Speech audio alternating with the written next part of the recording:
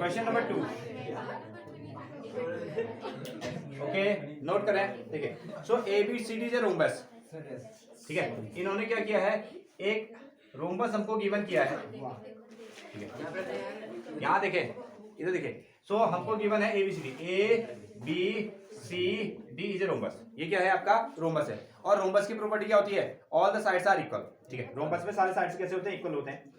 फिर इसने कहा P Q R S are the mid point of A B से इन्होंने शुरू किया, ए बी से इन्होंने मिड पॉइंट शुरू किया है। यहाँ है पी, यहाँ हो गया आपका क्यू, यहाँ है आपका आर, ये बन गया आपका एस। इस तरीके से ये क्या है, इसके मिड पॉइंट्स हैं, मिड पॉइंट्स हैं। तो मिड पॉइंट्स होंगे, ये दोनों पार्ट से कैसे हो जाएंगे इक्वल, और ये दोनों पार्ट से कैसे होंगे इक्वल, और साथ में ये दोनों पार्ट से हो जाएंगे आपके इक्वल। और अगेन ये वाले जो दोनों पार्ट्स हैं वो भी कैसे हो जाएंगे, इक्वल हो जाएंगे, क्योंकि ये क्या है, मिड पॉइंट है, ठीक है। A B C D rhombus है and P Q R S are the mid points of the sides A B B C C D and A D respectively.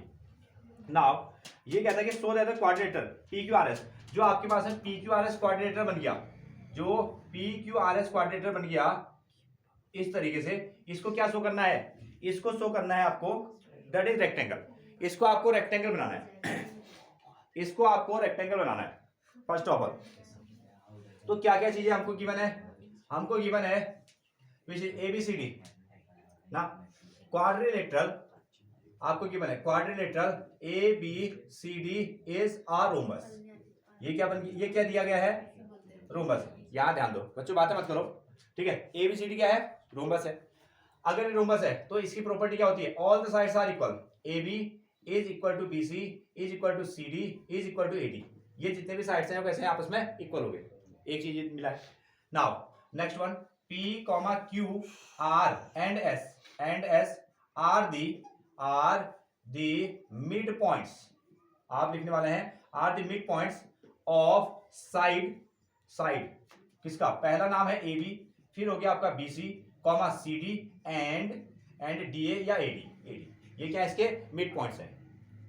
और इसमें लिखिएगा आप रेस्पेक्टिवली इसी प्रकार, इसी तरीके से, ठीक है। ये इसके मिड पॉइंट हो गए।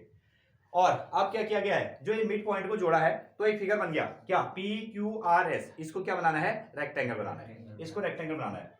टू प्रूव इसको आपको बनाना है, जो क्वाड्रिलेटरल तैयार हुआ P Q R S is a rectangle. ये क्या बनेगा, रेक्टेंगल। क्या आपको रेक्टेंगल की प्रॉपर्टी पता है, हाँ रेक्टेंगल, हाँ all the angles are 90 and opposite sides are equal. तो ये हमको करना है। रेक्टेंगल में आपको दिखाना क्या है, आपको दिखाना है कि जो एस पी होगा वो कितना होगा, आर क्यू के बराबर होगा, एस पी आर क्यू। और जो एस आर होगा वो क्या होगा, पी क्यू के इक्वल आएगा। ये चीज दिखानी है। और किसी एक एंगल को आप क्या कर सकते हो, 90 शो कर सकते हो, किसी एक एंगल को 90 शो कर सकते हो। तो angle P is equal to angle S is equal to ना, P का मतलब यहाँ आपको ये वाले स्लोप की बात होगी, ठीक है।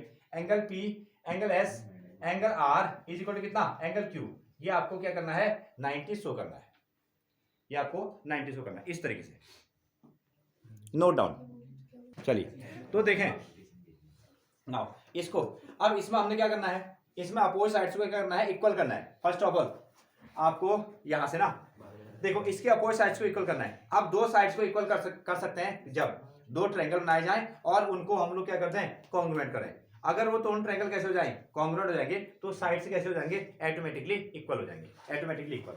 फर्स्ट ऑफ ऑल अब इसमें देखो, अगर मेरे को इन दो साइड्स को इक्वल दिखाना है तो इसका मतलब होगा कि यहाँ का जो ट्रायंगल होगा, यहाँ के ट्रायंगल को मैं कॉन्ग्रुएंट दिखा दूं तो इसका मतलब ये साइड और साइड इक्वल आ जाएंगे।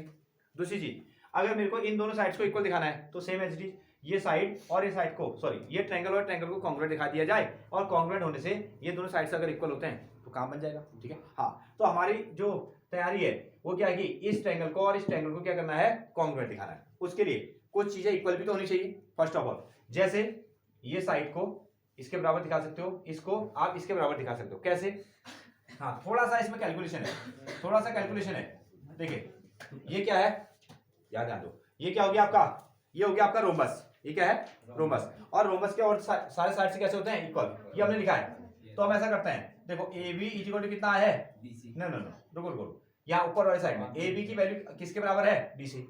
सभी साइड से इक्वल है ना, तो A B is equal to, ये क्या बना आपका, D C. A B is equal to D C. अब दोनों पार्ट को इक्वल कर दो। अब सुनो, ऐसा करो, ए बी को टुकड़ों में लिख दो, तो हमने क्या लिखा, ए पी प्लस कितना B P is equal to, या डीसी में आओ, इसको आपको चाहिए डी आर, ये कितना हुआ डी आर प्लस कितना C R, D R plus कितना हो जाएगा सी आर।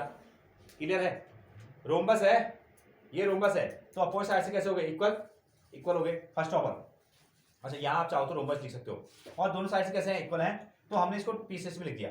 एक और कहानी है, दूसरी चीज ये है कि जो पी है ना, वो पी क्या है, मिड पॉइंट है, पी क्या हो गया, मिड पॉइंट हो गया, which means A P is equal to B P, A P is equal to B P. दूसरी चीज आपको मिल रही है कि ए पी की जो वैल्यू है वो बीपी के बराबर है, ठीक है। Again R is the mid point, R क्या है, मिड पॉइंट है, तो इसका मतलब डी आर और सी आर की वैल्यू भी कैसी है, इक्वल है। इसको हमने बना दिया डी आर, और इसको हमने क्या बना दिया C R, D R is equal to कितना हो गया सी आर। अब किसकी जरूरत है, देखिए ये ऊपर वाली साइड, ये नीचे वाली साइड, हमको क्या दिखाना है, हमको चाहिए एपी, इधर ध्यान दो तो फिर इसको करना, हमको क्या चाहिए एपी, हम इन दो ट्रायंगल को कॉन्ग्रुएंट करने के लिए जा रहे हैं, ठीक है। इसका ऊपर साइड क्या बन गया एपी, इसका नीचे साइड क्या बन गया सी आर। क्या एपी और सी आर इक्वल हो सकते हैं आपको, हाँ हो सकते हैं। देखो यहां से आपको चाहिए एपी, एपी चाहिए, एपी को बचा के रखो, एपी को हमने बचा के रखा, और जो आपका बीपी है, बीपी को भी आप क्या लिख सकते हो, एपी लिख सकते हो, ओके। यहां मुझे चाहिए सीआर, सीआर को बचा के रखेंगे, ये हमने सीआर को बचा के रख दिया। डीआर, डीआर की वैल्यू क्या है सीआर, ये हाँ ये हो गया आपका सीआर के इक्वल, ऐसा बना, ठीक है। तो एपी और एपी कितने हो जाएंगे, 2 एपी बनेगा, और सीआर और सीआर कितना हो जाएगा 2 सीआर, ये 2 से 2 कैंसिल आउट हो गया, तो एपी की वैल्यू क्या मिल गई सीआर के इक्वल, एपी की वैल्यू क्या मिल गई सीआर के equal, AP is equal to, my mistake, हाँ AP is equal to CR मिल गया। अब ये तो मैंने ऐसे कैलकुलेट कर दिया, तुम लोग सीधे सीधे भी कर सकते हो कि ऐसा है तो ऐसा बना दिया, ठीक है। हाँ तुमको समझ में आना चाहिए, ठीक है, आप तो शॉर्ट में चल सकते हैं। अब सिमिलरली, ठीक है, इसको भी आपको लिखना है, इसको भी आपको लिखना है।